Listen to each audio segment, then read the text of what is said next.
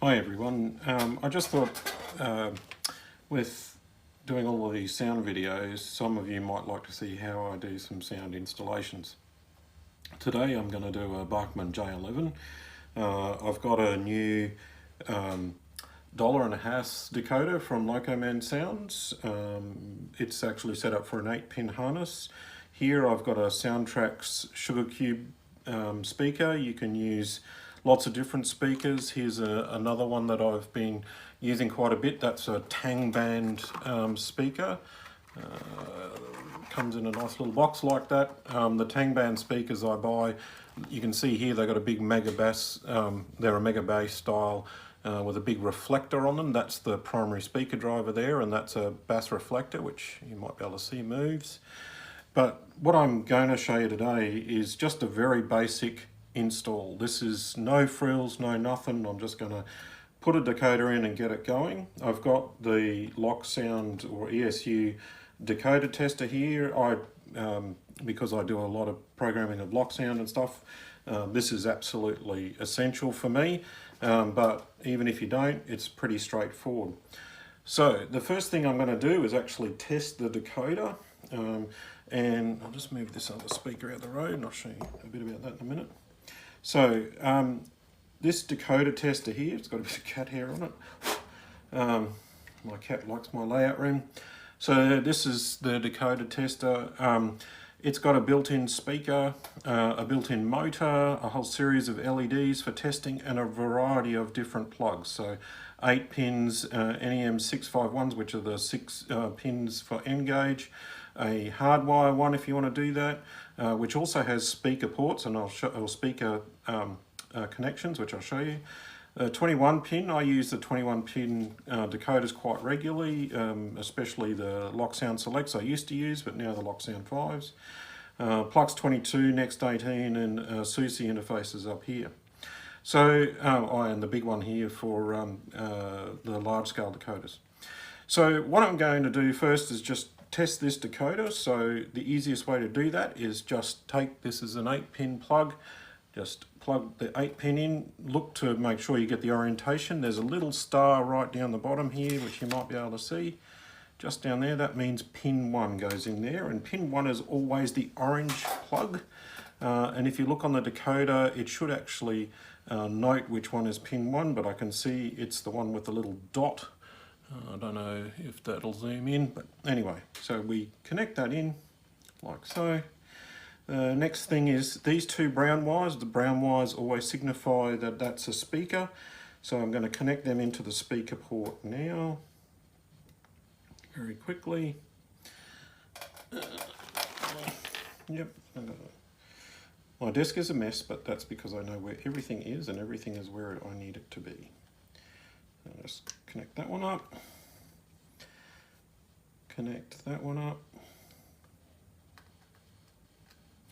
Right, and I'm sitting next to my layout, so I'll just use, I've got some wires here that with alligator clips, you can see here.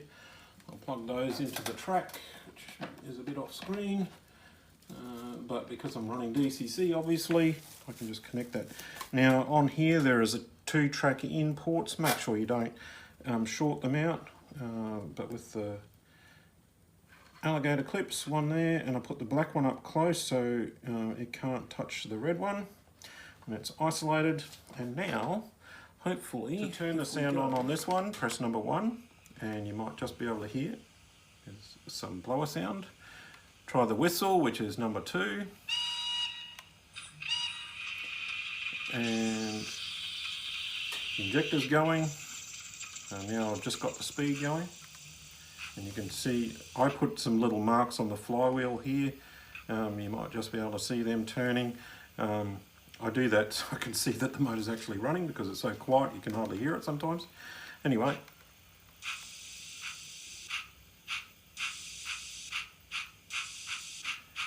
You can hear that the decoder is working, so it's ready for fitting. Press number 4 for the brake.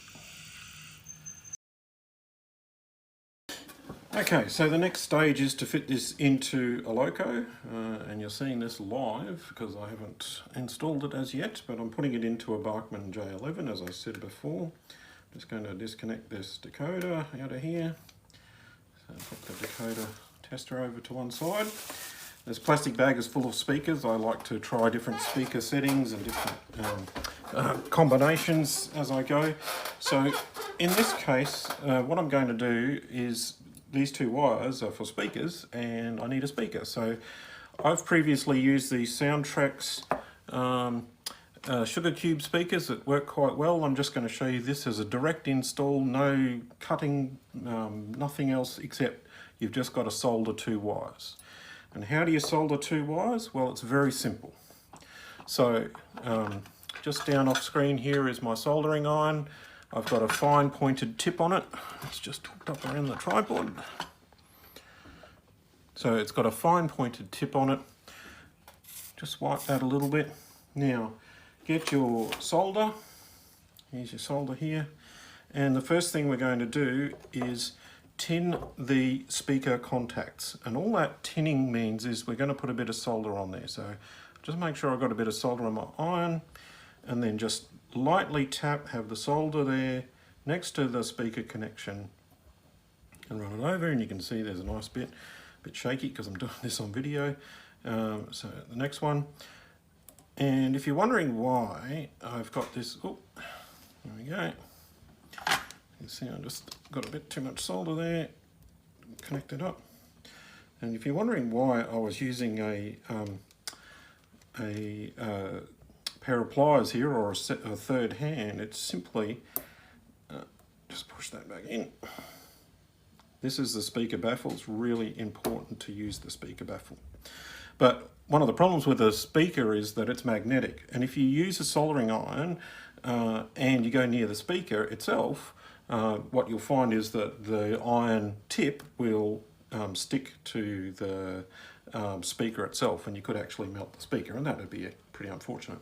Now these wires, you might be able to see if I get up close behind here, you might be able to see the silver in them. That means they're already tinned. Now I've left these a little bit long. Typically I don't do that, and so what we're going to do is just solder these directly on, and I'll do it this way so you can see it. Normally I'd do it the other way, away from the speaker, but we'll just do it this way. So it's just a matter of touching the iron like that. Oh, try again. See, even me doing it. So just touch it there, let it cool down, and we've got a contact. I've just wiped off some of the additional solder there. I'll just, it's not happy with the tinning on this other one. I'm just going to tin it up a bit better. There we go.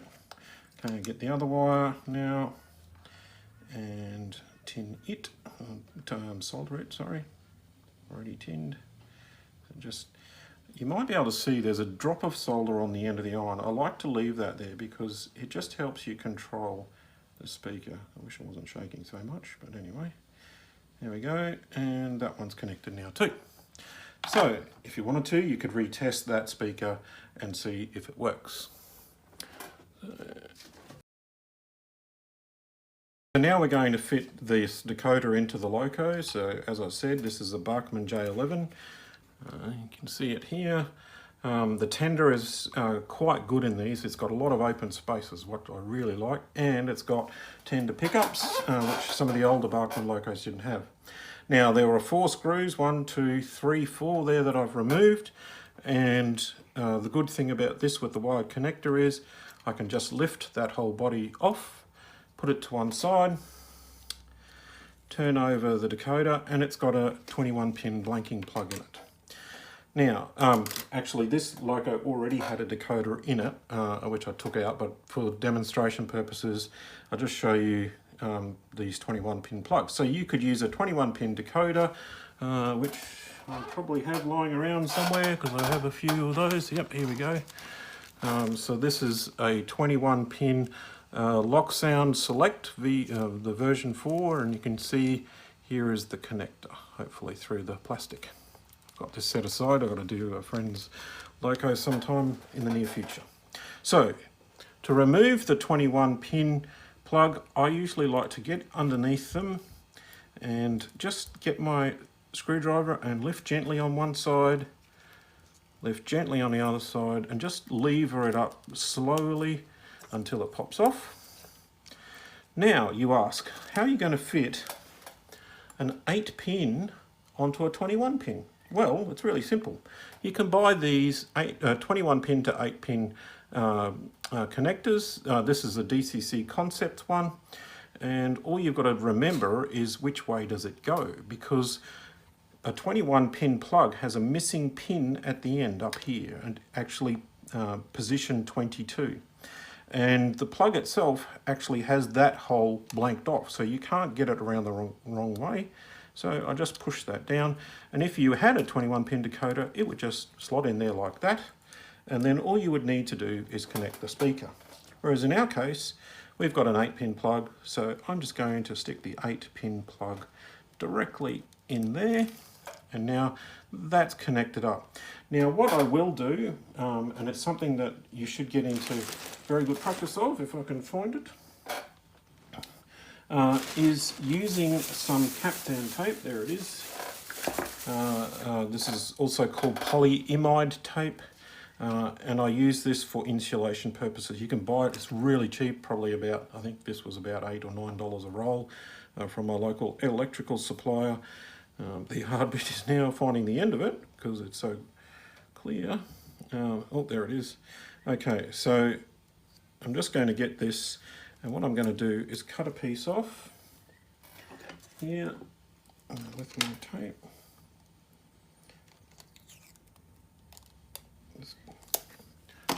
So just cut a piece off there, and I'm just going to wrap that around the decoder,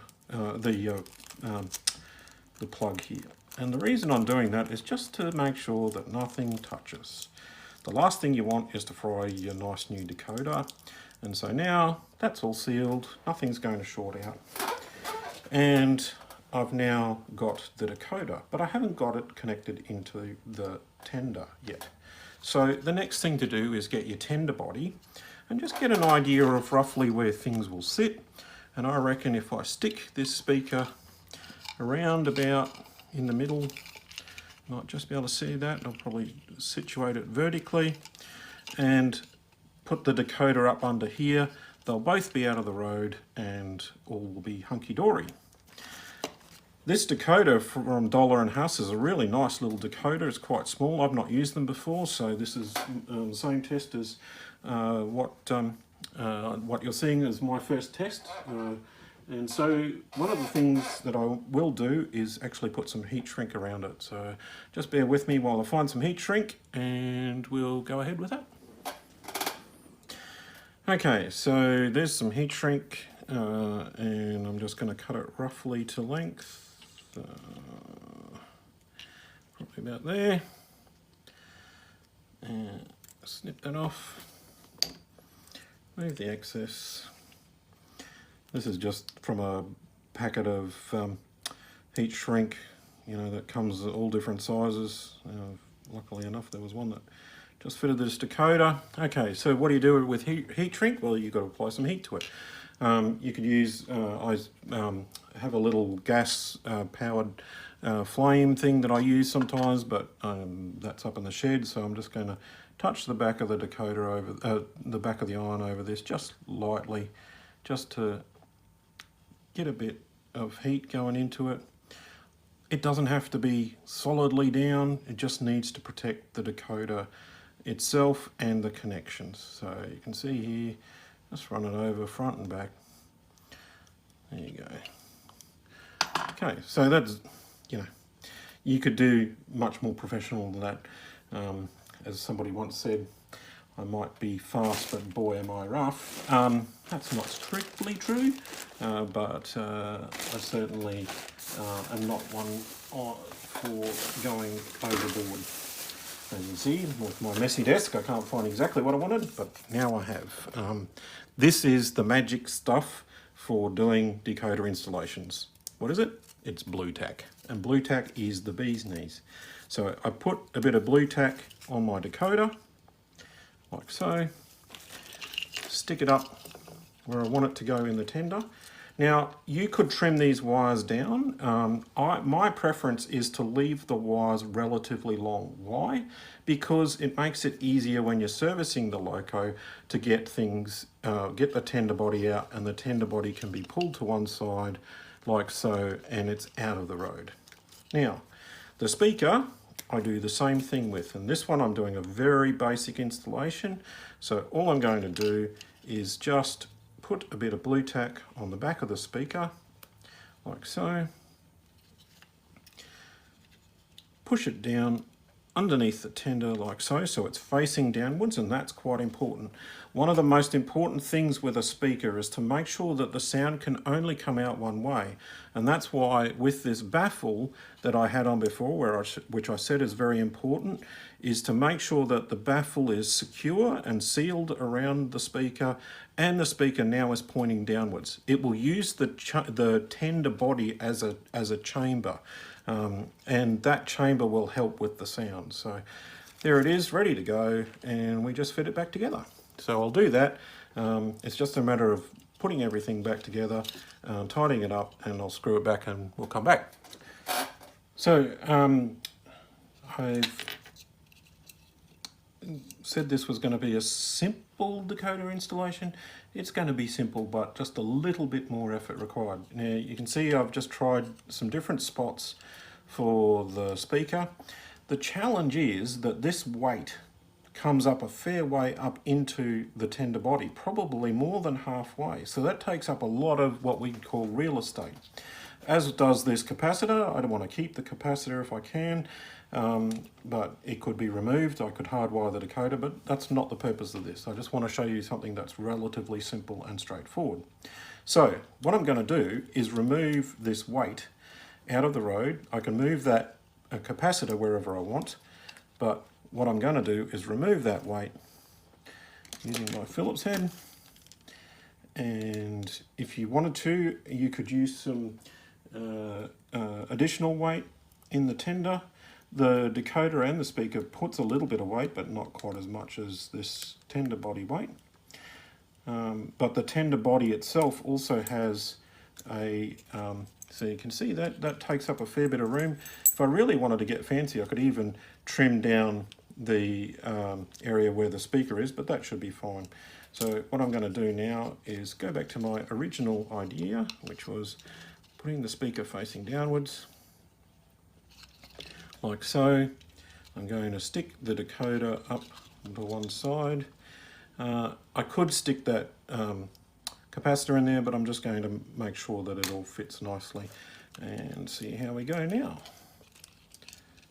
Just squeeze all that back together. Just make sure your wires are in place. You could, like I say, if you want to be very neat and tidy, which is what I should do, is just, you know, you could actually tape those wires down. The trouble is, when you pull it apart, you've got to then pull all those bits of tape off.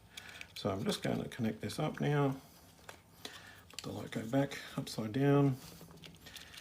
So one thing you will find when you do a few decoders is there's always an issue of trying to find enough room in a Loco to fit the speaker especially. The decoder usually can sneak in lots of different good places, but the speaker itself is what takes up the largest amount of room, and the more room you have for your speaker, the bigger the speaker you can fit, the better the sound you're going to get. So I'll just put all this back together. It's all fitting now. It's all going together really nicely. So I'll put that back together and then we'll be ready for testing.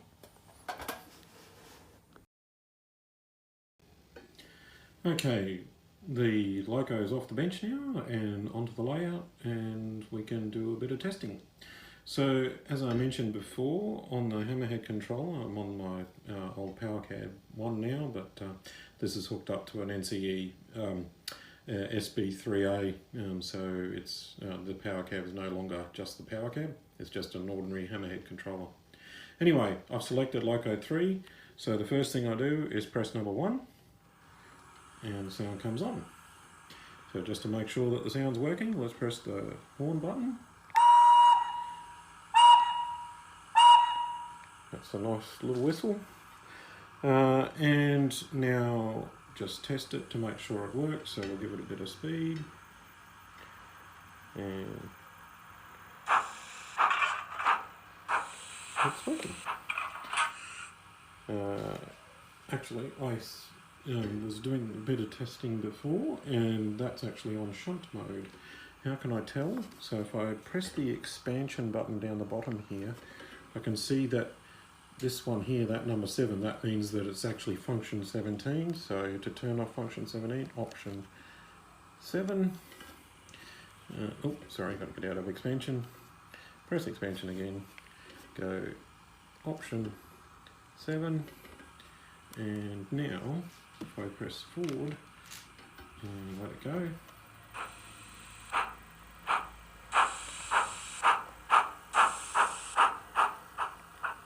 and 4 to stop, it's actually working. Woohoo!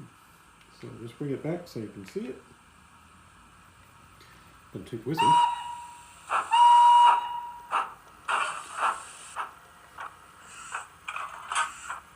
Leave it there. Okay, so the Loco's working, but it's on address 3.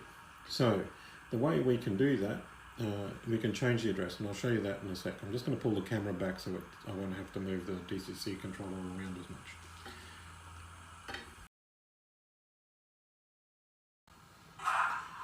Okay, so now we're going to set up the Loco address. This Loco is 64311, and it's actually the correct number. I didn't even have to renumber this one for a shed around where my layout set in Yorkshire. So what I'm going to do is do some programming to change the address. And this is basically all you need to do to get this Loco running off address 3. Down the bottom here, there's a program button. Press the program button. It says program on the main. That's fine. We can do that. Press enter. We're going to do Loco number 3. We're going to change the address, which is number 1. And we're going to use long address. And I always use the last 4 digits of my Loco number. So 4311. Enter. And now the address is 4311. Is it still working? Certainly is, and you're done. You can go and have some fun, play with all of the decoder settings. I was having a bit of fun just testing it before to make sure it was all working, because I didn't want to show you a dud. Oh, come back here. So bring it back.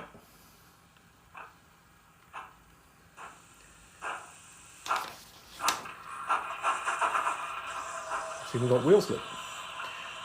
So there's a heap of instructions here, so feel free to play through. There's pages and there's heaps and heaps of numbers on there, functions on there, so that's just pushing each of the function keys.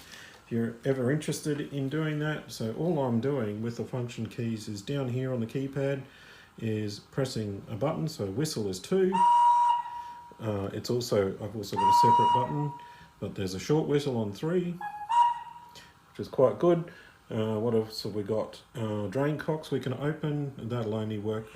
There you go. So open. And there's plenty of others to play with on here. So go ahead, have fun, play with your Loco, and you've fitted a DCC sound decoder to a Loco, and away you go.